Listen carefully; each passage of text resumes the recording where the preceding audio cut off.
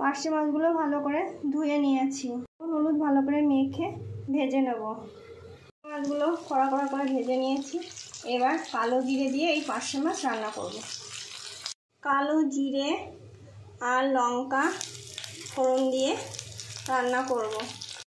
কালো জিরে আর কাঁচা সাদা জিরে আর লঙ্কা, আদা আর দুটো একটা রসুন একসঙ্গে মিহি করে বেটে নিলাম।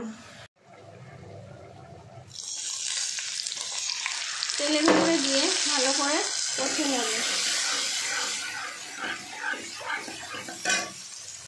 পরিমাণ মতো নুন আর হলুদ দিয়ে মশলাটাকে ভালো করে কষে নেব। মশলাটা কষা হয়ে গেছে, এবার অল্প জল দিয়ে দেব।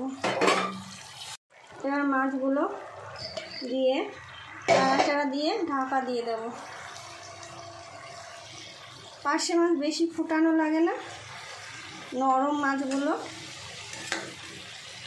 তো এই কালো জিরে দিয়ে দারুণ লাগে খেতে।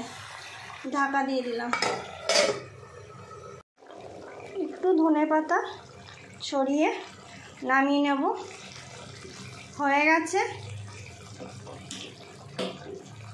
এই মাছটা দেখতে কালো লাগছে ঝোলটা, কিন্তু দুর্দান্ত স্বাদ।